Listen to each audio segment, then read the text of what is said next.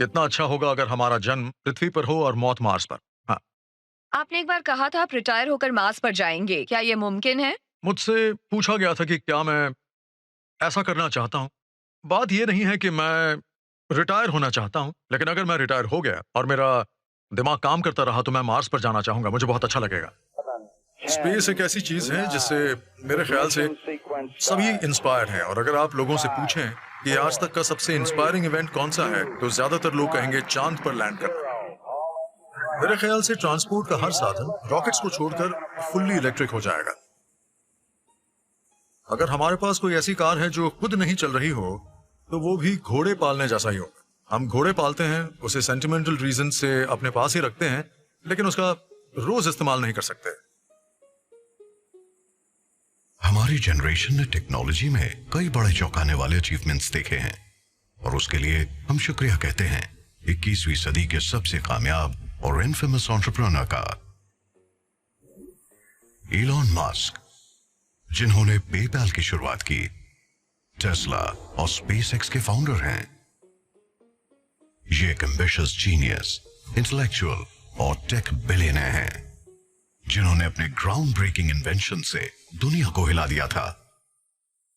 ये शख्स एक इंजीनियर हैं, एक कैरिस्मेटिक लीडर हैं और एक जेनरस कंट्रीब्यूटर हैं। इलॉन मस्क एक इंसान में कई इंसान हैं। आज उनका एक ही सपना है जिसके बारे में ज्यादातर लोग कहते हैं कि वो पूरा नहीं हो सकता। इलॉन रीव मस्क का जन्म 28 जून 1971 को प्रिटोरिया, साउथ अफ्रीका में हुआ था। उनके पिता एरोल एक बहुत अमीर और सक्सेसफुल साउथ अफ्रीकन इंजीनियर थे और मां मेई मस्क एक कनेडियन मॉडल थी। इलॉन 3 भाई बहनों में सबसे बड़े थे और इनका बचपन अपने भाई किम्बल और बहन टोस्का के साथ साउथ अफ्रीका में बीता। इनका परिवार बहुत खुशहाल परिवार हो सकता था और ऊपर से सब कुछ अच्छा ही लग रहा था, लेकिन सच इसके बिल्कुल उलट था। इलॉन के घर में हमेशा उथल पुथल मची रहती और उनका बचपन बहुत ही मुश्किल और अकेला अकेला सा था। जब इलॉन सिर्फ 10 साल के थे तभी उनके पेरेंट्स का डिवोर्स हो गया, लेकिन इलॉन बिल्कुल अलग थे। सिर्फ 3 साल की उम्र से ही उन्होंने अपनी काबिलियत दिखानी शुरू कर दी थी। उनकी मां उन्हें नर्ड कहती थी। उनकी autobiography a woman makes a plan 2019 में छपी थी। उन्होंने उसमें इलॉन के बचपन के कुछ फोटोग्राफ्स डाले थे और लिखा था जब इलॉन छोटे थे तब वो सब कुछ पढ़ते थे। उन्हें एहसास हो गया था कि इलॉन में कुछ खास है। इलॉन को स्कूल में बहुत परेशान किया जाता था और वो अपने भाई बहनों की तरह सोशल लाइफ का मजा नहीं ले पाते थे। वो छोटे कद के बड़े इंट्रोवर्ट इंसान थे। उन्हें पढ़ना पसंद था, मगर पढ़ाई से वो दूसरों के बीच ज्यादा पॉपुलर नहीं हो सकते थे। उन्होंने खुद भी कहा था कि मैं एक तरह का बुकवर्म था, बाकी सबसे शायद ज्यादा स्मार्ट, इसलिए मुझे ज्यादा परेशानी हो रही थी। उन्होंने कहा कि मेरे वो साल बहुत ही मुश्किल रहे थे। उनका बस एक ही सहारा था, टेक्नोलॉजी। वो दिन रात अपने ही दुनिया में इस कदर खोए रहते थे कि उनके पेरेंट्स को टेस्ट करवा कर देखना पड़ा कि कहीं उन्हें सुनने में परेशानी तो नहीं होती। जल्दी ही उनकी दिलचस्पी कंप्यूटर्स और इलेक्ट्रॉनिक डिवाइसेस में बढ़ने लगी। जब उन्हें अपना पहला कंप्यूटर मिला तो सिर्फ 10 साल की उम्र में उन्होंने कोड लिखना सीख लिया था। जब उन्हें लगा कि स्कूल की पढ़ाई से कुछ खास नहीं होने वाला तो उन्होंने प्रोग्रामिंग शुरू कर दी, क्योंकि वो अपने टीचर से भी आगे की सोच वाले थे। उन्हें हमेशा बहुत अच्छे ग्रेड्स नहीं मिलते थे, खासकर उन सब्जेक्ट्स में जिन्हें वो पढ़ना नहीं चाहते थे, जैसे कि अफ्रीकांस। वो अपना उतना समय वीडियो गेम्स खेलने में लगाते थे और किताबें पढ़ते या फिर कोडिंग करते रहते। लेकिन जो सब्जेक्ट्स उनकी पसंद के थे, जैसे कि फिजिक्स और कंप्यूटर्स, उन्हें हमेशा हाईएस्ट ग्रेड मिलता था। आज भी वो पढ़ाई करते हैं ताकि अपनी पसंद की फील्ड में अव्वल बन सकें। उन्हें तो कॉमिक बुक्स भी इंस्पायर करती थी, क्योंकि वो ह्यूमैनिटी की बात करती थी और उनकी कहानियां हमेशा दुनिया को बचाने वाली होती थी। इलॉन ने जल्द ही समझ लिया था कि अगर वो बेहतर सॉफ्टवेयर बनाकर बेचें तो वो बेहतर कंप्यूटर्स भी खरीद सकते हैं। इसके बाद उन्होंने अपना पहला स्पेस गेमिंग सॉफ्टवेयर बनाया, ब्लास्टार। उन्होंने उसे एक मैगजीन को $500 में बेच दिया। 12 साल की उम्र में उन्होंने अपना पहला कमर्शियल प्रोग्राम बेचा। अपने कॉलेज के दिनों में वो अपने डॉर्म रूम से कंप्यूटर पार्ट्स बेचकर एक्स्ट्रा पैसा कमा लेते थे। तब तक उन्होंने सोचा भी नहीं था कि उन्हें एक दिन बिलियनियर बनना है, लेकिन वो शायद एक क्रिएटिव सुपर पावर के साथ पैदा ही हुए थे। वो एक्सपेरिमेंट करके चीजों का पता लगाने से नहीं हिचकते थे और हमेशा एक एंटरप्रेन्योर की तरह सोचते थे और काफी छोटी उम्र से ही इनोवेट और क्रिएट करने लगे थे। उनका बचपन बहुत मुश्किल रहा था, मगर उन्हें उससे एक बहुत बड़ी खूबी मिली थी। उन्होंने बड़ी से बड़ी चुनौती का भी सामना करना सीख लिया था। जून 1989 में उनकी जिंदगी का दूसरा हिस्सा शुरू हुआ। 17 साल की उम्र में अपने डैड की इच्छा के खिलाफ वो कनाडा की तरफ चल पड़े और साउथ अफ्रीका और अपने बचपन को पीछे छोड़ दिया, हमेशा के लिए। उनके दिलो दिमाग में अमेरिकन सपने थे। इलॉन को अच्छी तरह से याद था कि वो अमेरिका में जो कर सकते हैं वो दुनिया के किसी और देश में नहीं कर सकते। उनके पास कोई कॉन्क्रीट प्लान तो नहीं था, लेकिन वो जानते थे कि अपनी होम कंट्री में रहकर वो अपनी मंजिल तक नहीं पहुंच सकते। वो जब बड़े हो रहे थे तब का दौर अपार्थाइड का था और उन्हें पता था कि उन्हें एक फैसला लेना होगा, क्योंकि आर्मी की मैंडेटरी सर्विस में जाने का सवाल ही नहीं उठता था। उन्होंने कहा था कि अपार्थाइड बिल्कुल गलत है और उन्हें सरकार पर यकीन नहीं है। कनाडा पहुंचने के बाद वो ओंटारियो की क्वींस यूनिवर्सिटी में गए और वहीं उनकी मुलाकात उनकी पहली पत्नी जस्टीन विल्सन से हुई। 2000 में उन्होंने शादी कर ली और उनके 5 बच्चे हुए। उसके बाद वो अमेरिका आ गए और फिलाडेल्फिया की पेंसिल्वेनिया यूनिवर्सिटी से 1997 में इकोनॉमिक्स और फिजिक्स में बीए की डिग्रीज ली। जब वो 24 साल के थे तभी बे एरिया कैलिफोर्निया चले गए और स्टैनफोर्ड से एनर्जी फिजिक्स की पढ़ाई करने गए। मगर 2 दिन बाद ही वो उससे भी कुछ ज्यादा बड़े काम करने लगे। मस्क सिलिकॉन वैली के पहले ऐसे शख्स नहीं थे जिसने पढ़ाई छोड़ने के बाद भी कामयाबी की बुलंदियों को छुआ था। एप्पल के को-फाउंडर स्टीव जॉब्स और दुनिया के 2 दूसरे सबसे अमीर आदमी बिल गेट्स और मार्क जकरबर्ग, इन सभी ने अपनी पढ़ाई छोड़कर अपनी अपनी कंपनियां शुरू की थी। उस वक्त इंटरनेट शुरुआती दौर में था और मस्क उस नई टेक्नोलॉजी पर काम करना चाहते थे। इसके लिए वो कैलिफोर्निया की सिलिकॉन वैली में आ गए, क्योंकि टेक वर्ल्ड के किसी भी एंटरप्रेन्योर का सपना वहीं से पूरा हो सकता था। उन्हें यकीन था कि वहीं पर वो ज्यादा तरक्की कर सकेंगे। जल्द ही पता लग गया कि मस्क एक प्रॉब्लम सॉल्वर हैं। जब वो सिलिकॉन वैली आए थे तब उनके दिमाग में बस एक ही बात थी, इंसानों का भविष्य बेहतर हो। मगर उसके पहले वो जानते थे कि इंटरनेट के जरिए भी कई बड़े काम किए जा सकते हैं। 1995 में उन्होंने अपनी पहली कंपनी Zip2 बनाई उनके भाई किम्बल के साथ, जो येलो पेजेस का ऑनलाइन वर्जन थी।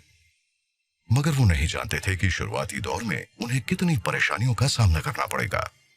साउथ अफ्रीका से आने के बाद उनके ऊपर बहुत ज्यादा स्टूडेंट कॉलेज लोन भी था और मस्क के पास इतने पैसे नहीं थे कि वो घर और ऑफिस दोनों अफोर्ड कर सकें।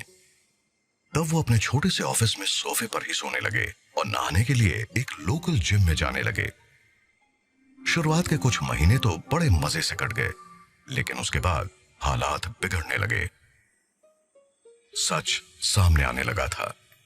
उनके पास सिर्फ एक ही कंप्यूटर था जिसके ऊपर वो हफ्ते के 7 दिन काम करते और दिन में अपनी वेबसाइट चलाते और रात में कोडिंग करते। उन्होंने साफ साफ कह दिया था कि कामयाब होने के लिए ज्यादा से ज्यादा तकलीफ भी सहने की हिम्मत होनी चाहिए, क्योंकि नए सिरे से कोई कंपनी बनाना बहुत मुश्किल होता है। आखिरकार उनकी कंपनी चल निकली और उसने काफी तरक्की भी की। फरवरी 1999 में टेक कंपनी कॉम्पैक्ट ने Zip2 को 30 करोड़ 70 लाख डॉलर कैश और 3 करोड़ 40 लाख के स्टॉक ऑप्शंस देकर खरीद लिया। मस्क सिर्फ 28 साल के थे जब वो सिलिकॉन वैली के करोड़पतियों में शामिल हो गए। वो रातों रात ऑफिस के एक छोटे से सोफे पर सोने वाले इंसान से एक मल्टी मिलियनर बन गए थे। मगर वो इतने से संतुष्ट नहीं थे, वो कुछ बड़ा करना चाहते थे। फिर सोचा क्यों ना बैंकिंग इंडस्ट्री में कुछ बदलाव किए जाएं। Zip2 बेचने के बाद उनका कॉन्फिडेंस काफी बढ़ गया था और वो एक नए चैलेंज के लिए तैयार थे। 1999 में Zip2 बेचने के सिर्फ 1 महीने बाद ही ईलॉन और किम्बल ने उससे मिले पैसों से एक नई कंपनी शुरू कर दी, X.com, जिसे आज हम बेहद पॉपुलर पेपैल के नाम से जानते हैं।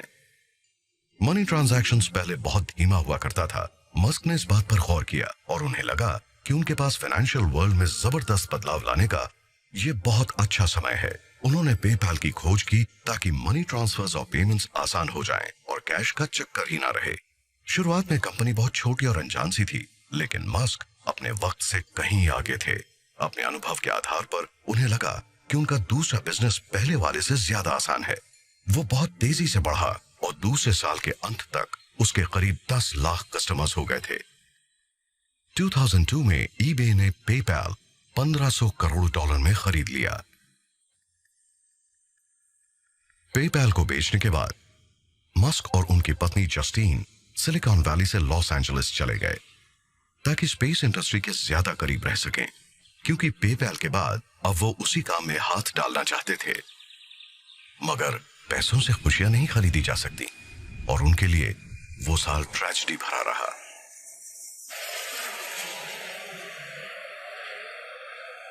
उनके एले आने तक उनके पहले बेटे की मौत हो गई। उसका नाम नेवाडा अलेक्जेंडर था।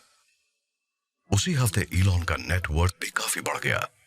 बच्चे ने अचानक सांस लेना बंद कर दिया था और उसकी मौत seeds sudden infant death syndrome से हुई थी।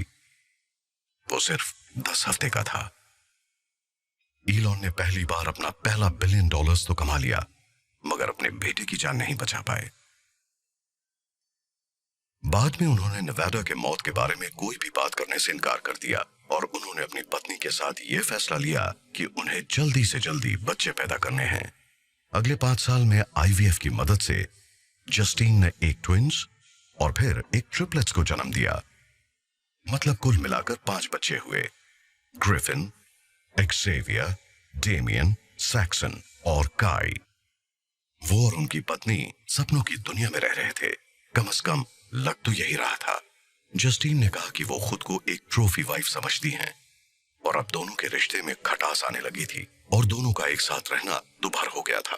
पहले बेटे की ट्रैजिक डेथ के बाद ईलॉन की काम के प्रति प्रायोरिटीज और उनका ऑब्सेशन काफी बढ़ने लगा था और फिर वो एक दूसरे से दूर होने लगे और आखिरकार 2008 में उनका डिवोर्स हो गया। वो साल चैलेंजेस से भरा था। और फिर सन 2010 में उनकी मुलाकात हुई उनकी दूसरी पत्नी ब्रिटिश एक्टर टलूला राइली से। करीब 10 दिन तक डेट करने के बाद उन्होंने प्रपोज कर दिया। उनके बीच डिवोर्स हो गया, मगर उन्होंने फिर से शादी कर ली। पहली बार 2013 में और फिर 2016 में उनकी शादी टूट गई। तमाम मुसीबतों और बाधाओं के बाद मस्क को वो इम्पैक्ट मिल ही गया जिसके लिए वो काम कर रहे थे। उनकी नई कंपनी ने कुछ ऐसा बनाया था जिसकी हम बहुत ज्यादा कदर नहीं करते, मगर उसने पैसे ट्रांसफर करने का तरीका ही बदल दिया था और आज जमाना उसी के इस्तेमाल से चीजें खरीद रहा है। 2002 में 31 साल की उम्र में मस्क अमेरिकन सिटीजन और एक बिलियनर बन गए थे। उस वक्त वो बड़े आराम से रिटायर हो जाते, एक प्राइवेट ट्रॉपिकल आइलैंड खरीदकर वहां चैन से माइटाइज की चुस्की लेते हुए जिंदगी गुजार सकते थे, मगर इन सब में उनकी कोई दिलचस्पी नहीं थी। उनका ज्यादा समय तो ऑफिस या फैक्ट्रीज में ही बीतता था और वो हफ्ते में 80 से 90 घंटे काम करते थे। इस एंटरप्रेन्योर के पास काम ही काम था और वो काफी बिजी भी रहते थे। उनका कहना था कि कामयाबी के लिए दिन रात काम करना जरूरी है। उन्होंने एक बार कहा था कि बच्चे भी उनकी प्रायोरिटी हैं, लेकिन पहले काम है। उन्हें बहुत प्यार करने वाला बाप माना जाता था, लेकिन बहुत ही कम लोग इतने बिजी स्केड्यूल को हैंडल कर सकते हैं। पेपैल के बाद मस्क की दिलचस्पी एक ज्यादा इंस्पायरिंग फ्यूचर में बढ़ी और वो आउटर स्पेस को एक्सप्लोर करने के बारे में सोचने लगे। उनका नया गोल था इंसान को मल्टी प्लैनेटरी बनाना।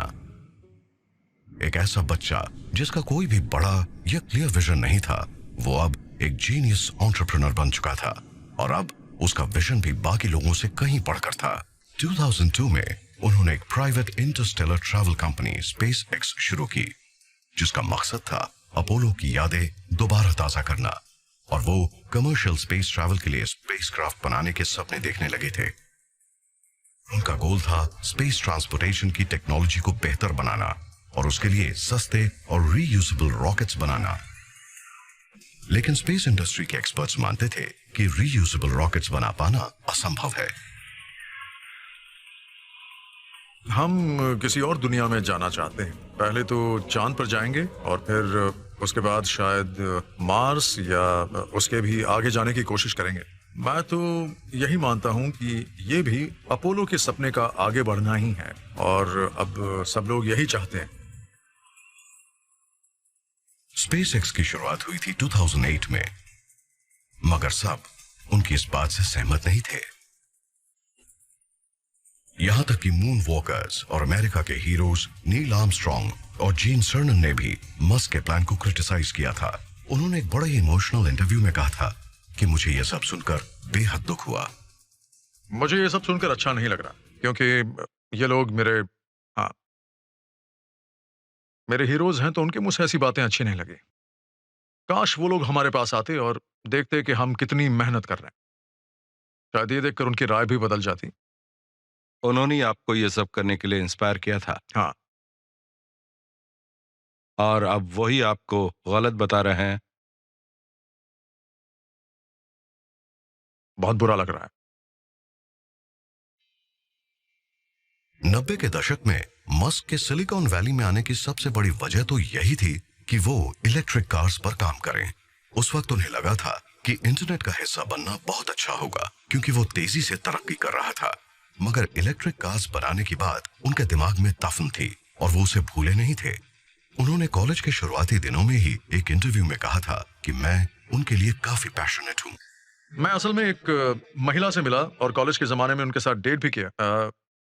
वो आज साइंटिफिक अमेरिकन में एक राइटर हैं और और फिर उन्होंने हमारी डेट के समय ही मुझसे कहा था कि तुम तो हमेशा इलेक्ट्रिक कार्स की ही बातें करते रहते हो और हाँ। लड़कियों को इस तरह की बातों में बिल्कुल मजा नहीं आता। मतलब वो एक तरह का मोनोलॉग था। हाँ, उन्होंने मुझसे कहा कि मेरा उनसे सबसे पहला सवाल था, क्या तुम इलेक्ट्रिक कार्स के बारे में सोचती हो? और उन्होंने कहा, नहीं, अच्छा। कभी नहीं। मस्क सिर्फ एक टेक एंटरप्रेन्योर ही नहीं है, वो रिन्यूएबल एनर्जी के फ्यूचर के बारे में भी सोचते रहते हैं और उनका कहना है कि ये इंसान के फ्यूचर का एक की फैक्टर है।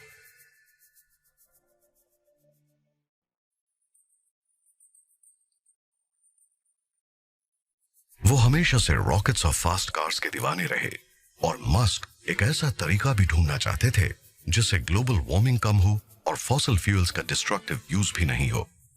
इस बात में शक नहीं कि फ्रैकिंग टेक्नोलॉजी के कई खतरे हैं और हम अभी बिल्कुल ही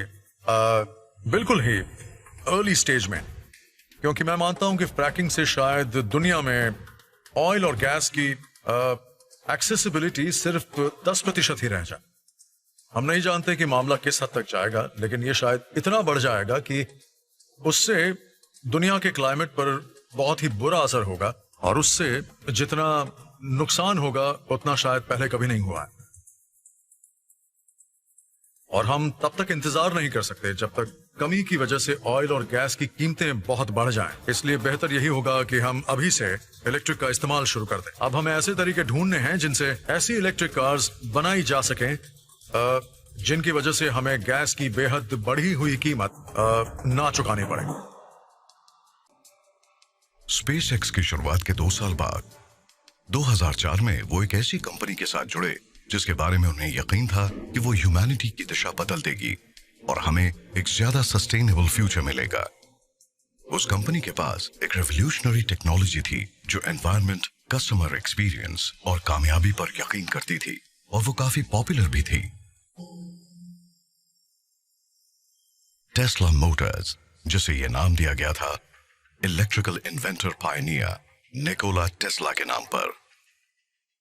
टेस्ला का प्लान था ऐसी कार बनाना जो सबकी पहली पसंद हो, अफोर्डेबल हो, एनवायरमेंटली फ्रेंडली हो और फास्ट भी हो। हालांकि मस्क ने इस कंपनी की शुरुआत नहीं की थी, बल्कि 2 थोड़े से अनजान इंजीनियर्स ने की थी जिनके पास ट्रांसपोर्ट को लेकर एक विजन था और वो ऐसी एनर्जी का इस्तेमाल करना चाहते थे जो एनवायरमेंट के लिए बेहतर हो। अप्रैल 2004 में उन्होंने टेस्ला लॉन्च करने में उनकी मदद की और उन्हें $65 लाख अपनी जेब से दिए और उन्हें कंपनी का चेयरमैन बना दिया गया।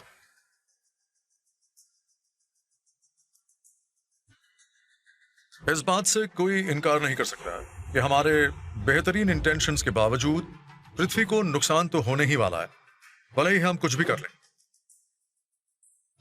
इस बात की भी संभावना है कि या तो कोई एक्सटर्नल फोर्स या कोई इंटरनल अनफोर्स्ड एरर हमारी सिविलाइजेशन को खत्म कर देगी।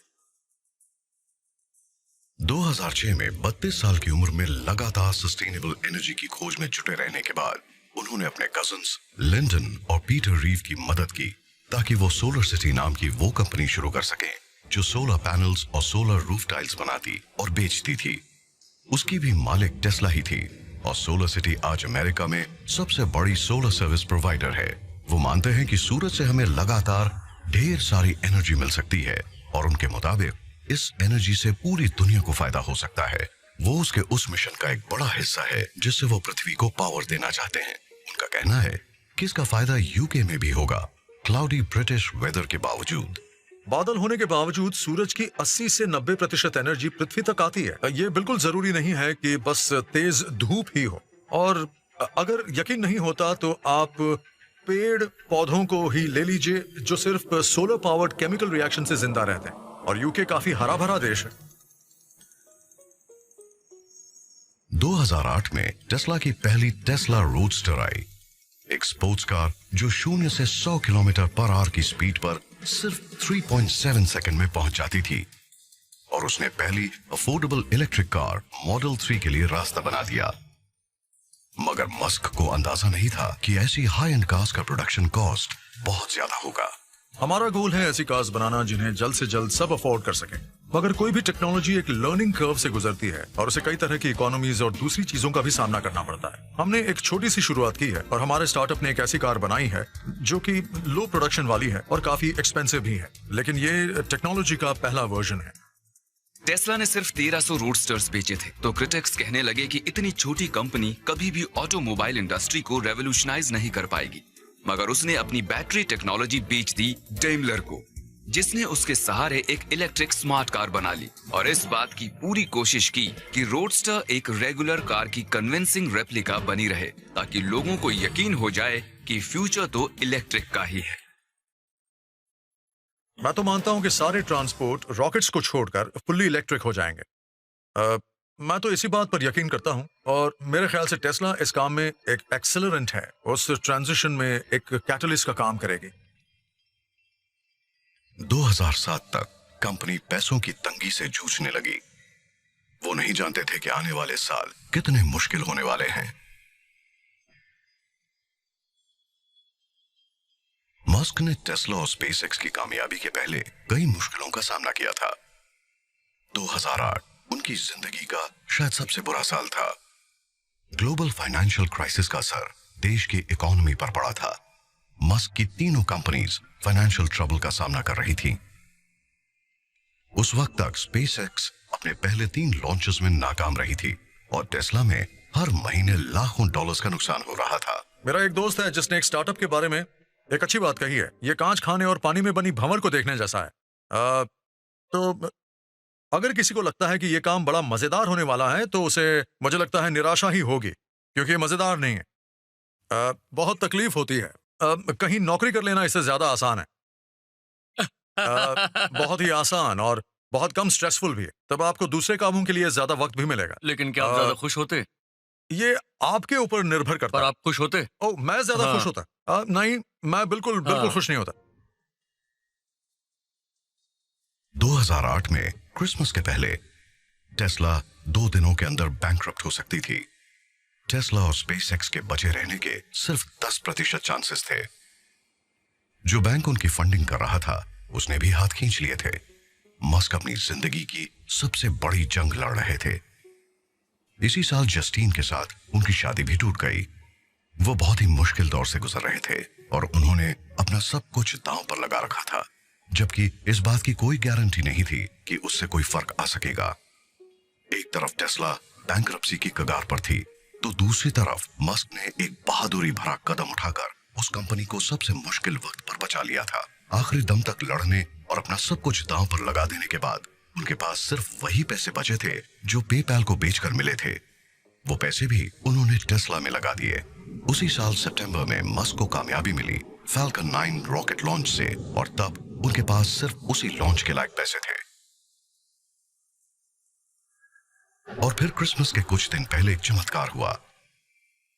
नासा ने उन्हें बुलाया और स्पेसएक्स को $160 करोड़ का कॉन्ट्रैक्ट दिया इंटरनेशनल स्पेस स्टेशन पर सप्लाई पहुंचाने का। इस ह्यूमन स्पेस फ्लाइट के लिए ही स्पेसएक्स कंपनी बनाई गई थी, और हम बहुत खुश हैं कि आज हम नासा के साथ मिलकर आगे बढ़ रहे हैं और ये संभव हुआ है। नेशनल स्पेस एजेंसी धीरे धीरे इंटरनेशनल स्पेस स्टेशन के सारे ऑपरेशन इस तरह की कमर्शियल कंपनीज को सौंप देना चाहती है। हम एक एजेंसी के तौर पर मार्स और उसके आगे तक जाना चाहते हैं, और सभी इस बात से बहुत खुश हैं कि इलॉन भी ऐसा ही कुछ करना चाहते हैं। और स्पेस एक्स चाहती है कि इंसान की पहुंच हमारे पूरे सोलर सिस्टम में हो जाए। 2010 में उन्होंने टेस्ला को पब्लिक कर दिया और उस पर पैसों की बारिश होने लगी। मगर सब इस कंपनी के फ्यूचर को लेकर बहुत संतुष्ट नहीं थे। वॉल स्ट्रीट ने तो यहां तक कह दिया था कि उसकी कामयाबी की उम्मीद बहुत कम है, मगर इन्वेस्टर्स ने इन बातों पर ज्यादा ध्यान नहीं दिया। मस्क ने भी टेस्ला और स्पेसएक्स की शुरुआत करते समय ये सोच लिया था कि नाकामी की संभावना ही ज्यादा है, फिर भी उन्होंने ये रिस्क लिया। मैं ये सब इसलिए कर रहा हूं, और टेस्ला से जुड़े इतने सारे लोग ये सब इसलिए कर रहे हैं कि अगर हम कभी एक सस्टेनेबल ट्रांसपोर्ट लाने में कामयाब हो गए तो वो बहुत बड़ी बात होगी। हम ये सब इसलिए नहीं कर रहे हैं कि हमारे दिमाग में ये बात है कि ये हमें अमीर बना देगा, बल्कि हमें कामयाबी के सिर्फ 10% चांस दिख रहे हैं। मुझे तो लगा था मेरे पैसे डूब जाएंगे, और ऐसा हुआ भी, लेकिन गनीमत है कि मेरा सब कुछ नहीं गया, मगर हम उसकी कगार तक जरूर पहुंच गए थे। एक फोटो यही रुकिए थोड़ा सा। टेस्ला आगे बढ़ती रही, तरक्की करती रही, और आज करीब 12,000 सुपरचार्जर्स पूरे नॉर्थ अमेरिका, यूरोप और एशिया में क्लीन ड्राइविंग को प्रमोट करने और दुनिया को यह दिखाने के बाद कि इलेक्ट्रिक कार्स पेट्रोल से चलने वाली कार से ज्यादा बेहतर हैं, मस्क ने एक इलेक्ट्रिक ट्रांसपोर्ट रेवोल्यूशन शुरू कर दिया था। मैं उन लोगों के साथ हूं जो इलेक्ट्रिक व्हीकल्स बना रहे हैं या बनाना चाहते हैं। ऐसा कर पाना बहुत ही मुश्किल है, मगर इसके बावजूद एप्पल जैसी कंपनीज एक बेहतरीन इलेक्ट्रिक कार बना सकती हैं। अभी ऐसा करना ही सबसे सही है। काम बन गया, इलॉन ने वापसी कर ली, लेकिन टेस्ला कंट्रोवर्शियल बनी रही। उस पूरे साल में कार्स की क्वालिटी को लेकर क्रिटिक्स कंपनी पर सवाल उठाते रहे, और मस्क ने भी उसकी कमियों को सही माना। हाल ही में उसे लॉसूट्स, इन्वेस्टिगेशंस और लेऑफ्स का भी सामना करना पड़ा। उसकी रेपुटेशन पर काफी सवाल उठे, और पूरा साल काफी उथल पुथल भरा रहा। फेसबुक ही एक ऐसी कंपनी थी जिसने 2019 चुनाव के समय टेस्ला से ज्यादा नुकसान सहा था। मस्क ने कहा, गलतियां तो होंगी ही, मगर वो लगातार खुद को बेहतर बनाने की कोशिश कर रहे हैं और आगे भी बढ़ रहे हैं। उन्होंने नई खोज करना बंद नहीं किया और लगातार रिस्क्स उठाते रहे। उन्होंने 22 मई 2012 को एक नया इतिहास लिखा। बेदाग लिफ्ट ऑफ के बाद फैल्कन 9 रॉकेट बिना किसी इंसान को लिए स्पेस में पहुंच गया। T-10, 9, 8, 7, 6, 5, 4, 3, 2, 1, 0। और इसी के साथ स्पेसएक्स फैल्कन 9 रॉकेट का लॉन्च हो गया, और अब तो नासा भी इंटरनेशनल स्पेस स्टेशन पर रीसप्लाई का काम प्राइवेट सेक्टर को दे रही है।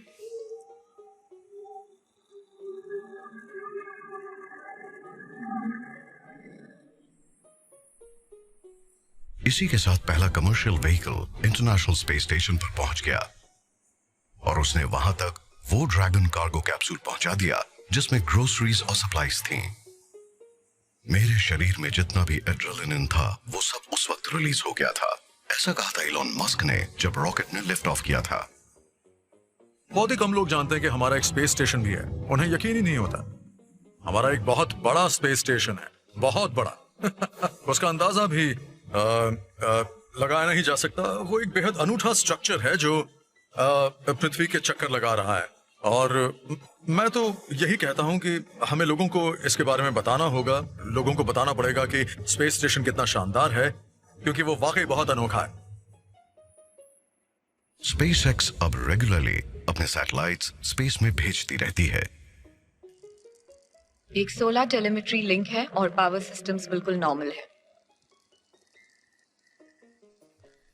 हम अभी स्पेस एक्सप्लोरेशन के एक नए युग में जा रहे हैं और ये बहुत ही बड़ी बात है। बात सिर्फ स्पेसएक्स की नहीं है, बल्कि कई और कंपनीज हैं जिन्होंने नए अप्रोचेस डेवलप किए हैं और नासा उन नए अप्रोचेस का फायदा उठा रहा है, जो बहुत बड़ी बात है। अब हम आगे जाकर अंतरिक्ष में घूमने वाली सिविलाइजेशन और एक मल्टी प्लैनेट स्पीशीज बन सकते हैं, और आप लोग भी शायद मेरी इस बात से सहमत होंगे। पिछले कुछ सालों में कई ऐसी चीजें हुई हैं जिनसे मैं काफी एक्साइटेड हूं, और मुझे लगता है कि अब स्पेस की सैर बहुत ही मजेदार होने वाली है, और इसमें सबसे ज्यादा मददगार होगी फैल्कन 9 रॉकेट बूस्टर की लैंडिंग। और ये काम भी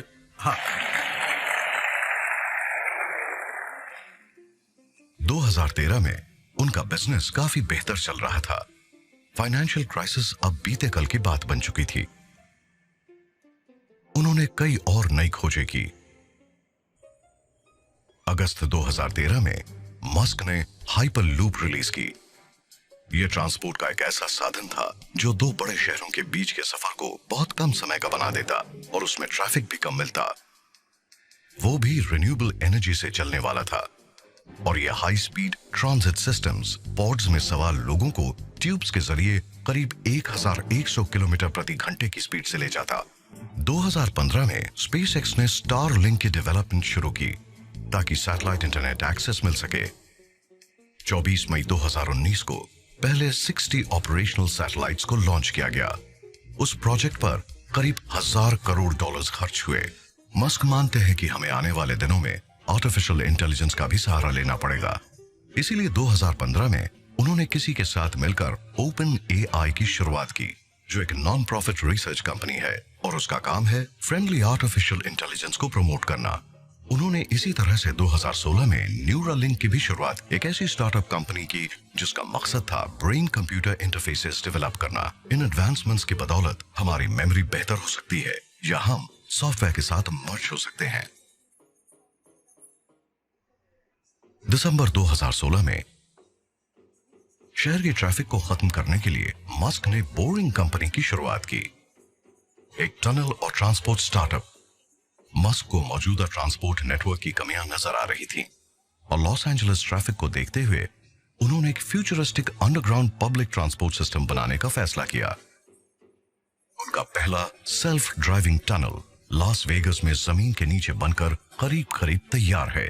वो उन टनल्स का इस्तेमाल हाइपरलूप व्हीकल्स के लिए करना चाहते हैं। उसी साल उन्होंने ऐलान किया कि आने वाला समय सेल्फ ड्राइविंग इलेक्ट्रिक कार्स का है। मेरा अंदाजा है कि करीब 10 साल में ऐसी कार्स शायद बने ही नहीं जो फुल्ली ऑटोनोमस ना हो। तब बात सिर्फ ऐसी कार की ही नहीं होगी जो सेल्फ ड्राइविंग हो, बल्कि वो एक घोड़ा रखने जैसा होगा। हम एक घोड़े को अपने सेंटिमेंटल रीजन से तो रख सकते हैं, मगर रोज उसकी सवारी नहीं कर सकते। उन्होंने यह भी ऐलान किया कि इंसान को मार्स तक पहुंचाना उनका असली उद्देश्य है, एक ऐसा गोल जिसे वो 2024 तक पूरा कर लेंगे।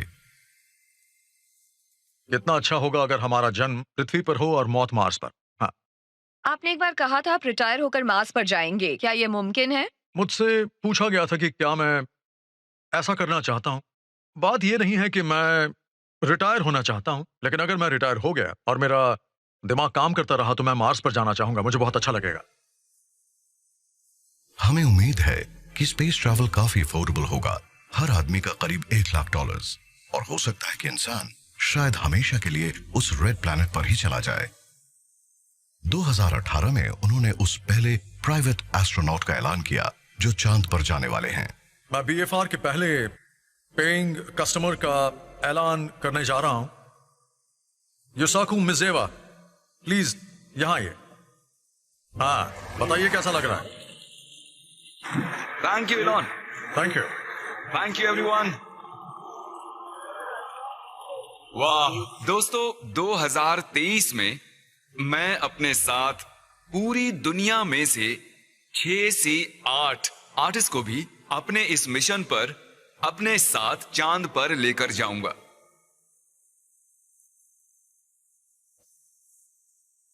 हम आने वाले दिनों में स्पेस फेयरिंग सिविलाइजेशन बन जाएंगे और उन तारों के बीच हम शायद उस जगह से ज्यादा खुश रहेंगे जहां आज हैं। मैं तो यही मानता हूं कि अगर हम वैसा फ्यूचर नहीं चाहते तो हम इंसान ही नहीं हैं। हमने स्पेस रेस शुरू होने के बाद काफी लंबा सफर तय किया है। 1969 में पहले इंसान ने चांद पर कदम रखा था और उसने एक नया इतिहास रच दिया। और आज स्पेसएक्स हमें अगले बड़े कदम के काफी करीब ले आई है।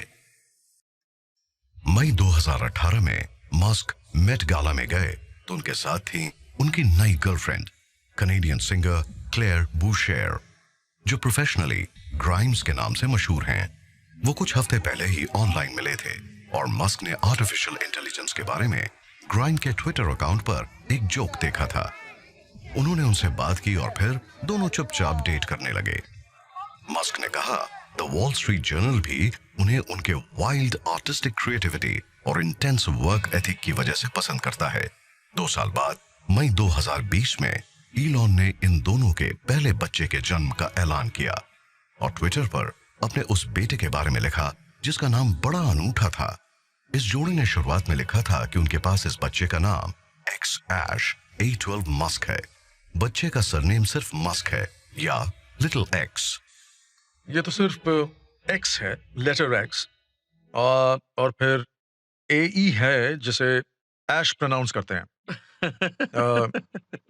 हाँ, और फिर A12 है। A12 मेरा कंट्रीब्यूशन। ओ A12 क्यों? आर्कएंजल 12 आज तक के सबसे शानदार SR-71 प्लेन का प्रीकर्सर। मैं ये देखकर खुश हूँ कि रोगन हंस रहे हैं क्योंकि हमें लग रहा था कि आपने ऐश नाम कैसे रखा, पर इस बच्चे को देखिए कितना क्यूट है। ग्राइम्स और मस्क के बच्चे का नाम ही इतना कंट्रोवर्शियल नहीं था। वो ट्विटर पर भी काफी कंट्रोवर्शियल हो गया था। मई 2020 में उन्होंने सिर्फ एक ट्वीट से टेस्ला की वैल्यू करीब 1400 करोड़ डॉलर कम कर दी थी। उन्होंने लिखा था टेस्ला का स्टॉक प्राइस बहुत ज्यादा है। उन्होंने अपने स्टेक में से 300 करोड़ डॉलर निकाल लिए और फिर इन्वेस्टर्स भी उस ट्वीट के बाद किनारा करने लगे। 1 मई 2020 को मस्क ने फैसला किया कि वो अपने 7 घरों को बेच देंगे। उन्होंने ट्वीट किया, मैं अपने सारे फिजिकल पोजेशंस बेच रहा हूं, अब मेरा कोई घर नहीं होगा। उन्होंने 3 बार शादी की, एक ही औरत से 2 बार, और 6 बच्चों के बाप भी बने और अपने ट्वीट से अपने शेयर होल्डर्स का करोड़ों का नुकसान करवाया। ये सब देखते हुए यही लगता है कि उनकी पर्सनल लाइफ भी उनकी प्रोफेशनल लाइफ जितनी ही उथल पुथल भरी थी। अपने सफर में उन्होंने हमेशा सिर्फ खुशियां और कामयाबी ही नहीं देखी, लेकिन ईलॉन मस्क फाइनली उस बुलंदी पर पहुंच ही गए जिसकी उन्होंने तमन्ना की थी। अपनी ओवरसाइज्ड पर्सनालिटी की वजह से वो कई बार मुश्किलों में भी फंसे, मगर उनका अपना एक विजन था और वो एक खास मकसद से आगे बढ़ते रहे। 2018 में इमर्जिंग टेक्नोलॉजीज इवेंट में उन्होंने कहा था उनका मकसद है इंसान का फ्यूचर बनाना। मुझे जिस बात से सबसे ज्यादा हौसला मिलता है वो ये है कि मैं सिर्फ फ्यूचर के बारे में सोचता हूँ और हम सभी चाहते हैं कि हमारा फ्यूचर अच्छा हो और हम सब यही कोशिश करते हैं कि एक ऐसा फ्यूचर हो जहां हर किसी को फायदा हो और जो भी होने वाला है उससे इंस्पायर होकर अगले दिन के बारे में सोचते हैं। हाल ही में वो डिजिटल करेंसीज के भी सपोर्टर बन गए और टेस्ला ने बिटकॉइन में 150 करोड़ डॉलर इन्वेस्ट कर दिए। बेहद तेजी से अमेरिकन कैपिटलिज्म के शिखर पर पहुंचने के बाद जनवरी 2021 में वो कुछ समय के लिए जेफ बेजोस से आगे निकल गए और दुनिया के सबसे अमीर इंसान बन गए और उनका नेट वर्थ पहुंच गया था 20,900 करोड़ डॉलर्स तक। 2002 में उन्होंने मस्क फाउंडेशन की शुरुआत की जो renewable energy, space exploration, science, paediatric और आर्टिफिशियल इंटेलिजेंस रिसर्च को सपोर्ट करती थी। उन्होंने करीब 25 करोड़ 70 लाख डॉलर्स इस ऑर्गेनाइजेशन को दिए।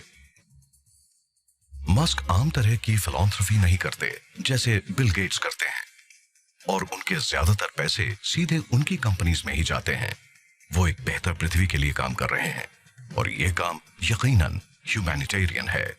2012 में मस्क भी बिल गेट्स और मार्क ज़करबर्ग की तरह बिलियनियर्स की लिस्ट में शामिल हो गए और गिविंग प्लेज पर साइन करके ऐलान कर दिया कि उनके ज्यादातर पैसे उनकी जिंदगी में या उनकी वसीयत के मुताबिक दान में दिए जाएंगे। क्या इस बात की कोई सीमा है कि आपकी कल्पना हकीकत को कहां तक ले जाएगी? इलॉन मस्क इसके बारे में शायद नहीं सोचते। उनके फ्यूचर के बारे में जो विजन्स हैं वो किसी भी इमेजिनेशन से परे और काफी इंस्पायरिंग हैं। वो एक साउथ अफ्रीकन इमिग्रेंट थे, एक ऐसे बच्चे जिन्हें सब परेशान करते थे, मगर वो एक सेल्फ मेड सीईओ बिलियनियर बन गए और एक नहीं बल्कि 5 इंडस्ट्रीज खड़ी की। उन्होंने हमें दिखा दिया कि कुछ ऐसा करो जिसे हम पहले नामुमकिन सा मानते थे। अगर हम उनकी कामयाबियों को देखें तो इस बात में कोई शक नहीं कि इलॉन मस्क सही मायनों में सिलिकॉन वैली की एक सक्सेस स्टोरी है। उन्हें टाइम मैगजीन ने दुनिया के सबसे इन्फ्लुएंशियल लोगों में से एक माना था। उनके अंदर कभी भी कॉन्फिडेंस और ऑप्टिमिज्म की कमी नहीं रही। उन्होंने अपने क्रिटिक्स को करारा जवाब दिया। वो मुश्किल से मुश्किल दिनों में भी लड़ते रहे और कभी हार नहीं मानी। PayPal, SpaceX, Tesla, SolarCity, इन सभी ने दुनिया पर गहरा असर डाला है। ये टेक बिलियनियर्स तो एक मिसाल हैं। हम उनसे सीख सकते हैं कि हीरोज को भी मुश्किल दौर का सामना करना पड़ता है और तभी वो उस मुकाम तक पहुंच पाते हैं। शुरुआत होती है एक इंडिविजुअल से, उनके सपने और उनके एम्बिशन से, जो दुनिया को एक बेहतर जगह बनाना चाहते हैं। शुरुआत हमेशा छोटी ही होती है और ऐसा लगता है कि इलॉन मस्क के लिए आसमान भी सीमा नहीं है। देखिए, स्पेस एक ऐसी चीज है जिससे ज्यादातर लोग इंस्पायर्ड हैं, और अगर आप लोगों से पूछें कि इतिहास की सबसे इंस्पायरिंग बात क्या थी, तो बहुत से लोग यही कहेंगे जब इंसान ने चांद पर लैंड किया। कितना अच्छा होगा अगर हमारा जन्म पृथ्वी पर हो और मौत मार्स पर। हाँ, आपने एक बार कहा था आप रिटायर होकर मार्स पर जाएंगे, क्या ये मुमकिन है? मुझसे पूछा गया था कि क्या मैं ऐसा करना चाहता हूं। बात यह नहीं है कि मैं रिटायर होना चाहता हूं, लेकिन अगर मैं रिटायर हो गया और मेरा दिमाग काम करता रहा तो मैं मार्स पर जाना चाहूंगा। मुझे बहुत अच्छा लगेगा।